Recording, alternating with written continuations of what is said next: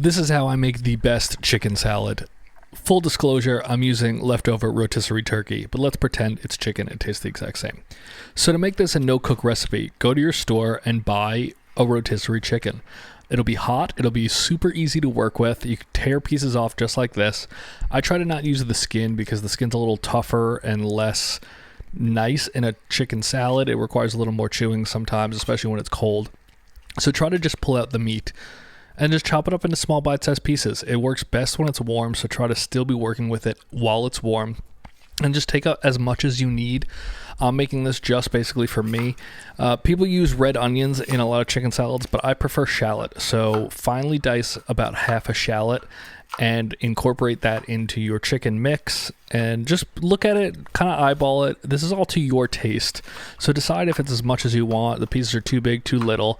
You're the captain of this chicken salad ship here. So do however you please.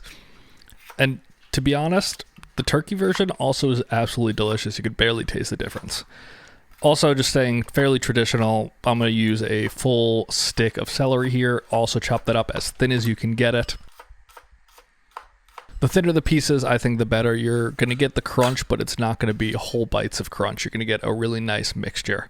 Once you do that, add it in and just give it a light mix just so the stuff is incorporated to begin with before we start to add other ingredients here.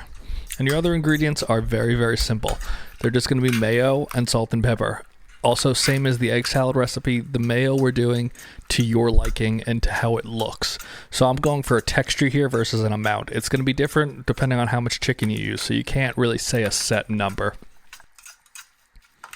This is just about where I want it. It's going to need a little more, but I'm very happy with this consistency at the moment. So we're going to salt it and pepper it fairly heavily. It needs it, especially as those flavors meld, as long as you have it sit for.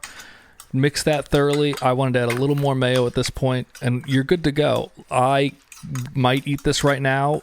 It takes 5 minutes to make this, but if you let it sit in your fridge for a little while, it's going to get more and more delicious over the next day. So if you do have the ability to let it sit overnight, go for it, but this is ready to go. 5 minutes. Absolutely delicious. Try it with turkey.